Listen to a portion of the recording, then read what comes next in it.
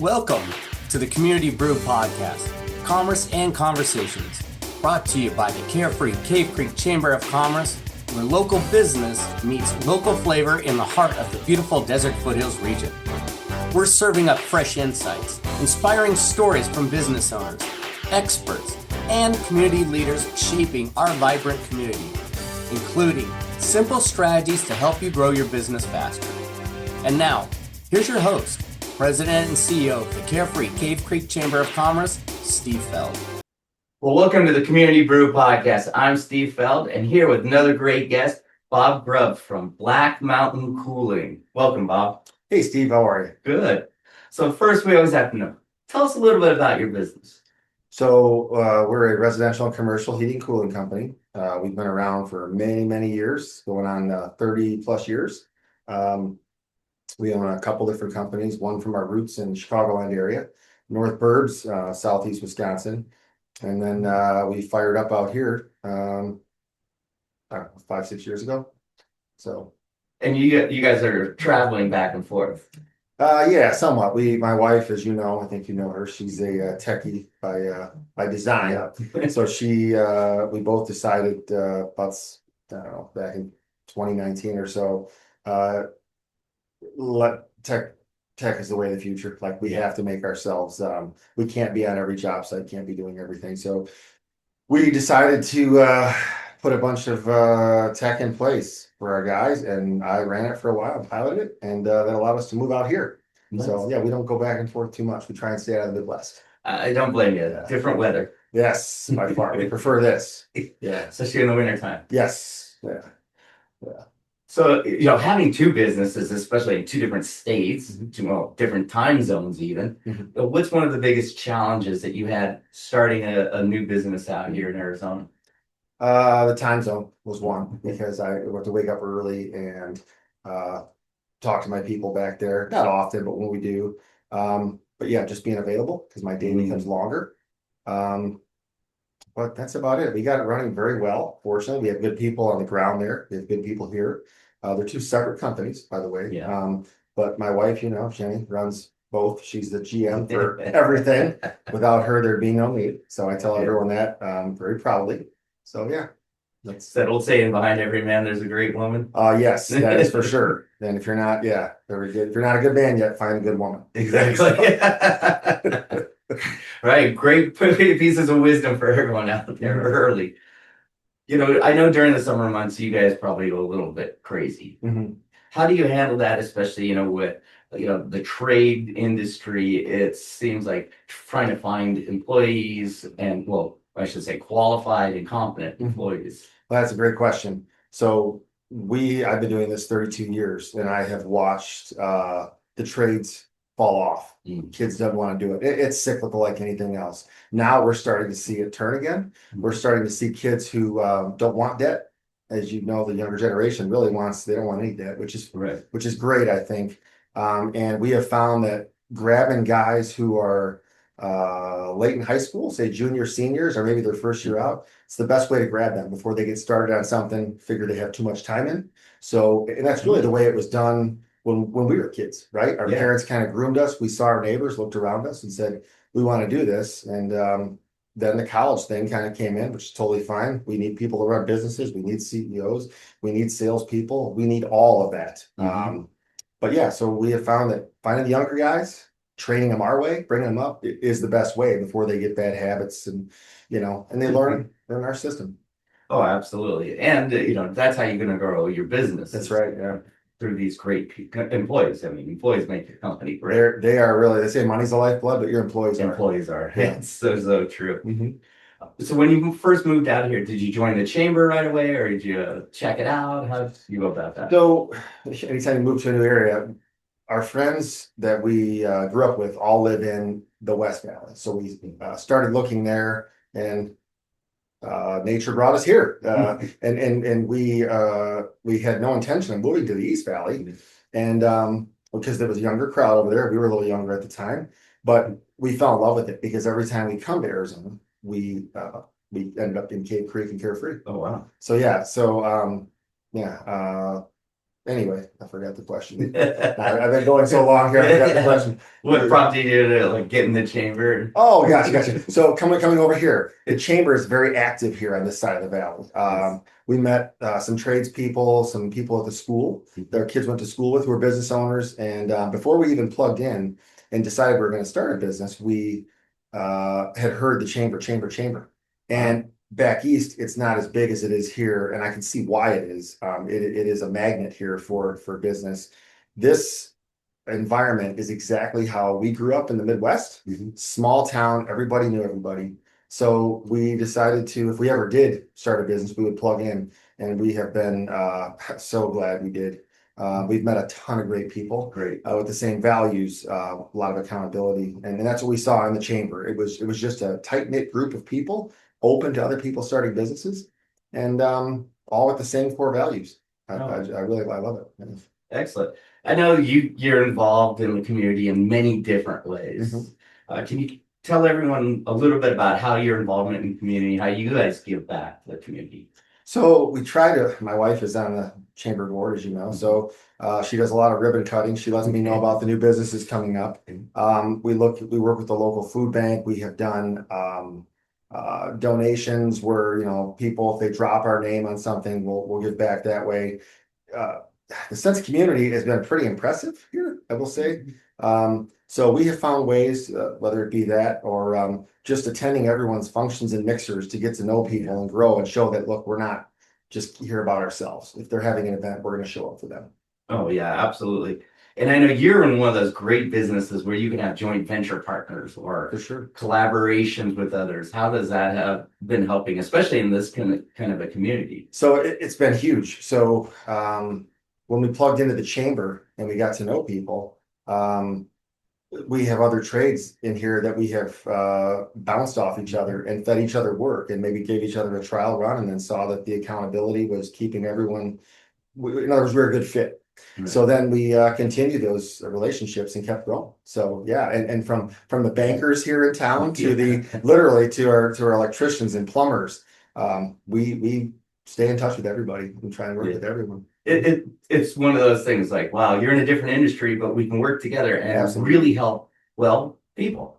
That's right. I mean, at the end of the day, I think we all have a common goal, and I found the chamber to be very organic because it drew in a group of people with the same mindset and and goal driven and ultimately customer service. I mean, we really it's so funny. We go around to calls all the time and people are like, we saw you on the chamber, or we saw this or that. And it's like, that's great that people are looking at that and plugging in because that's a great way, you know, for them to see us and then learn about the chamber and then, you know, and keep this thriving town so thriving. We love Cave Creek, Carefree. It's an amazing town. I don't want everybody to move here, but come visit us for sure. We love it here and the people are amazing. Absolutely. And you can't beat the scenery. Oh no, it's bar none some of the best. Yeah, it's boy, you're blessed.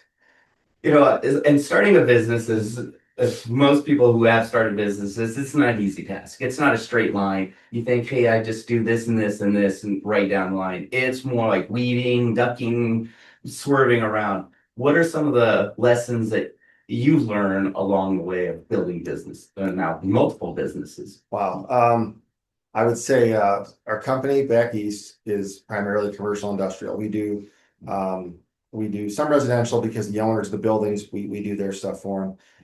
There's a lot of it's relationship based. It's not transactional at all. The residential world out here we have found can be transactional, but the people in our area, they're looking for the relationship. So we have found that if we are the concierge service, that they can call us. They're going to get my wife. We're privately owned. It's her and myself, and our son is a huge part of it. My oldest son. My other two boys, one is in college, one's in high school. They are plugged into the business. They help with our marketing and such. But we have found just being active with everybody, just kill people with kindness. Like wherever you go, no matter who's having a bad day, they'll remember when you're having, you know, when you maybe make a joke and talk them off the ledge. And by the way, we have a heating and cooling company. So if you're looking for humor, call us. We can fix your AC and make a joke or two. exactly. That's so it's knowing. AC is such a funny business, isn't it? Oh, it is. No, it really is. Yeah, it's great being in someone's attic when it's 140 degrees. And yeah, and you're you're on your last jug of Let water. the jokes fly at that moment. Watch your AC guy have a little different look. It takes some self-control some days, but at the end of the day, we want to be that company and That's right. the people in here that people can rely on. So when they call Saturday or Sunday, even though our hours are not Saturday, Sunday, like we'll pick up the phone 8, 9 o'clock at night. And that's what people want. I want that service from people. I don't expect it, but I like it. So we provide it. Oh, excellent. Mhm. I'm going to shift some gears here. And I always have to ask my loaded question because there's so many amazing places in Carefree Cave Creek area. Oh, yeah. What's one of your favorite hidden gems, or it could be right there in front of us on the main drags?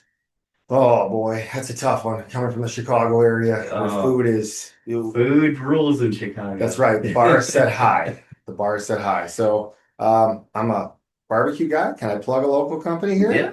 Crying Coyote. Yeah. They are some of the best barbecue I've ever had. My wife and I have traveled probably 40 states and tried barbecue in 35 of those. And Cody, what he's doing over there, oh my gosh. Amazing. Me and the guys try and make it in there once a week. So, and when family's in town, we're going to Crying Coyote. So he's tucked in that little spot. Tucked away.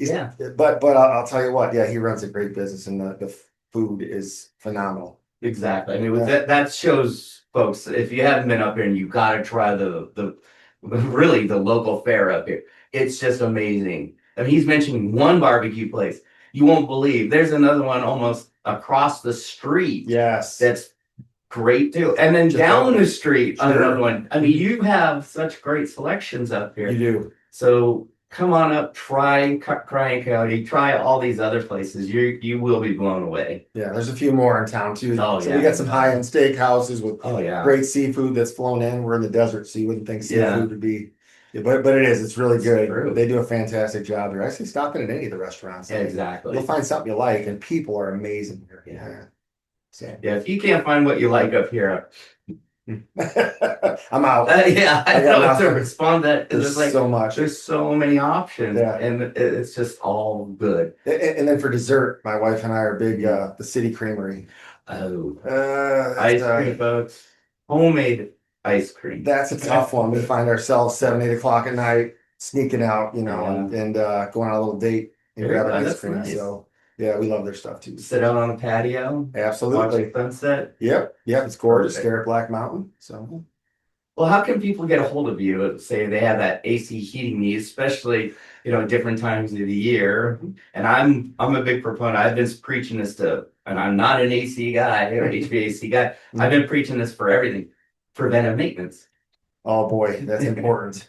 So to get a hold of us, we have our phone number, which is 602-606-8866. And we'll pretty much answer anytime after hours as well, because we know you need us. You can also get a hold of us at blackmountaincooling.com, all one word. But AC maintenance, very important out here, more so than the Midwest. And let me explain why for a second. The temperatures we see out here in the valley push the equipment to their maximum limits. Right. So it is very common to see capacitors and contactors fail all the time. The heat is what eats those up. And if you don't do that, it's like oil on your car. You let that oil run too many miles, it becomes too thin, destroys the motor. Well, the same thing happens with the capacitors and contactors. When they fail, they destroy your motors and compressors. But get us out for the maintenance. The big one this year with the monsoons are drain lines. Yeah. Drain lines are plugging up at levels we've not seen. And talking to other contractors have been out here 40 years because this has been a heavy monsoon. We got to blow out those drains. And the critters love Arizona as much as we do. So we got to keep the critters out of the equipment. So give us a call during our shoulder seasons and we will look at your furnace for you. Even though you don't use it, you still use the blower out of it. Exactly. And we'll blow the drains out, check the coil, flue pipe, make sure all that stuff is in check. So when you do come to fire it up, your chances of having an issue are by far less. And it's an investment out here. And as you know, that when someone's AC goes out, if they don't have more than one, they're going to a hotel, and that's expensive. So we don't want to see people do that because they work just as hard for their money as we do. So something I will say about Carefree and Cave Creek, this whole area here, one of the questions that's asked when they call us, they're like, hey, how busy are you guys? And we're like, well, we're pretty busy during and they'll tell us, hey, just so you know, we have 2 systems. So one of them's down. If you have someone with only one system, hit them first, then us. Yeah. And to be honest with you, I was taken back by that when we started up the company. And my wife goes, you're not going to believe what people have said. And I was floored that they would take into consideration someone else's, comfort, knowing that our temperatures are just so serious out here. Right. With the elderly population and animals, we have to take care of them. So, yeah. So maintenance is super important. You have to change oil on the car, change the tires. You got to do the same for your air conditioner, just different parts. Great. And folks, we will have Bob, their whole company's information, all in the show notes. So if you're watching or listening, go ahead and grab them, reach out. Have them just do a checkup, right? Yeah. We'll come out. It's a very inexpensive fee to find these things before they cost you money. Right. So yeah, let's get out there and get it done for you and limit your liability. Absolutely. No, I'm kidding, but yeah, you have to do that. Your AC out here is a massive investment. Yes. It's what allows us to live out here. Me and my guys often think some days on our hottest days, we look around and go, who decided to move out here in the summer? Yeah. And then I came to this conclusion. They came out here in the winter, they settled, and then summer came and they went, oh my gosh, what did I do? Exactly. But it's too late. The wagon broke down. Yeah, the wagon broke down. It's like, oh, this is a nice look at the mountains. It's beautiful. Yeah. So you can hear the coyotes at night. But I'm really glad they did because we love it out here. Exactly. So, yeah. Well, great. Well, thank you for being our guest on the show today. You got it. Well, thank you. I appreciate it. Thanks. And folks, you have those HVAC needs, or maybe you're just looking for a checkup. Give Bob and his team a call. Thanks again for being our guest. And from Steve Feld from the Chamber and Bob Grubbs from Blackmountaincooling, we wish you and your business much success. Thanks for joining us on the Community Brew Podcast, Commerce and Conversations.